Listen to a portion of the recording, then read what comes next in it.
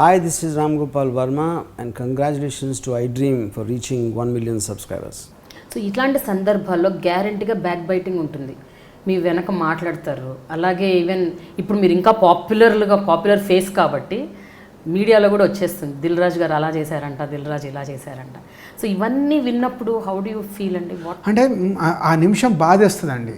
ఇందాక అదే నేను చెప్పింది. అంటే ఎగ్జాంపుల్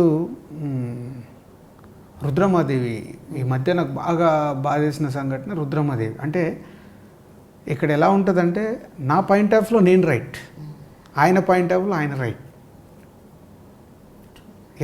ఒక ఇద్దరు మనుషుల మధ్యలో ఉండేది ఎప్పుడు ఎవరి పాయింట్ ఆఫ్ వ్యూలో వాళ్ళు రైటే ఉంటారు.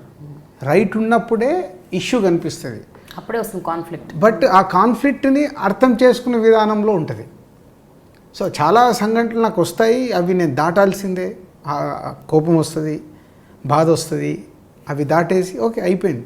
సో మళ్ళీ అలాంటి తప్పు జరగకుండానే జాగ్రత్త పడాలనే ప్రయత్నం చేస్తాను.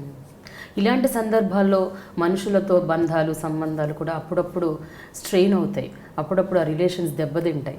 ఆ టైంలో ఎట్లా అండి? Do you again patch up with them, లేకపోతే అది వదిలేస్తారా? అంటే 90% నాది ఎలా ఉంటుంది అంటే ఒక పర్సన్ని అనాలిసిస్ చేసుకుంటున్నప్పుడు తన ప్లస్లు మైనస్లు చూస్తాను.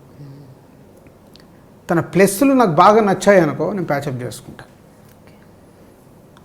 లేదు తన ఇలాగే ఉంటాడు, సో దానివల్ల నాకు కరెక్ట్ కాదు అనిపించుకుంటే మెల్లిగా అంటే ఫైటింగ్లు మాట్లాడుకోకుండా ఉండటాలు చేయను, బట్ మెల్లిగా నన్ను నేను అనాలిసిస్ చేసుకుని దూరం పెట్టుకుని విత్డ్రా అవుతారు అంతే. ఓకే. అయితే బిగినింగ్ స్టేజెస్లో అంటే ఈ పెళ్లి పందిరి రైట్స్ తీసుకున్న టైంలో, ఆ టైంలో వరుసగా చాలా సినిమాలు మీరు కొన్నారు. అతడు, పోకిరి, ఇంకా ఖుషి, చాలా సినిమాలు అంటే వెరీ బ్లాక్ బస్టర్ హిట్స్ అయ్యాయి అన్నీ. మీకు అప్పుడు కూడా డిస్ట్రిబ్యూషన్లో మీరే కింగ్ అని మీకు మంచి, you got a very good name at that point of time. ఆ టైంలో తరుణ్ ఒక సినిమా, అలాగే అమృత అని ఒక సినిమా, ఈ 2 సినిమాల విషయంలో మీరు పెద్ద తప్పు చేశారని మీరు చాలా బాధపడ్డారని విన్నాను, కరెక్టేనా? అంటే అదేనండి, అది తప్పు అని అంటే డెసిషన్.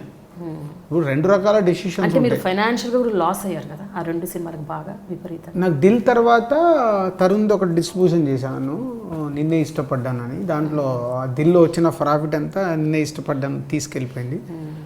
తర్వాత జై అనే సినిమా ఒకటి చేసి బాగా నష్టపోయాము. అప్పుడు మళ్ళీ షేకింగ్లో ఉన్నాము. అప్పుడు ఆర్యా వచ్చింది. ఎప్పుడు అంటే నేను షేకింగ్లో ఉన్నప్పుడు ఏదో ఒక మ్యాజిక్ జరుగుతుంది నాకు ఇప్పటి వరకు. అంతేనా? ఇప్పటి వరకు.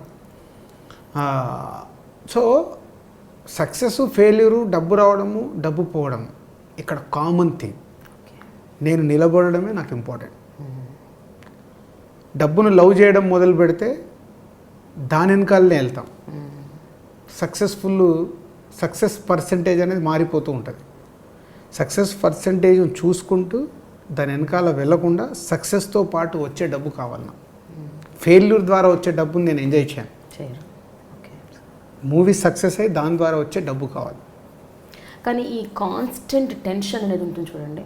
అంటే ఈ సినిమాకి డబ్బు వస్తుందా రాదా, ఈ సినిమా ఆడుతుందా ఆడదా, ఇది నేను నమ్మాను కానీ ఎందుకు ఫెయిల్ అయింది అని ఒక ఈ కైండ్ ఆఫ్ సందిగ్ధం ఉంటూ ఉంటుంది ఎప్పటికప్పుడు.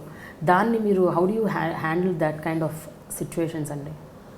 అంటే ఇప్పుడు నేను ఒక సినిమా తీసేటప్పుడు ఆ సినిమా ఆ బడ్జెట్ ప్రకారం నేను తీసుకున్న స్టోరీ నాకు ఎడిటింగ్ రూమ్లో 90% తెలిసిపోతుంది. ఓకే. అక్కడే నేను డిసైడ్ అవుతాను 90%. అంటే నాకు ఎడిటింగ్ రూమ్లో నేను డౌట్ పడుతున్నాను అన్నట్టు ఇక స్టార్ట్ అయినట్టు. ఓకే. ఆ కాన్ఫిడెన్స్ తెలిసిపోద్ది. పాస్ అవుతే చాలు అని ఇలాంటి థాట్ వస్తున్నాయంటే వీఆర్ ఇన్ డౌట్. బట్ కాన్ఫిడెంట్గా ఈ సినిమా ఆడుతుంది అంటే ఆ సినిమాలు ఆడాయి. ఓకే. డౌట్ పడుతుంటే డౌట్. అప్పుడు iDream 1 million subscribers కి రీచ్ అయిందండి. Congrats to iDream Media on reaching 1 million subscribers. iDream Media on 1 million subscribers reach చేసినందుకు all the best and congratulations to you. Congrats iDream. 1 million subscribers reach అయిన శుభతరుణంలో నా శుభాకాంక్షలు తెలియజేస్తున్నాను.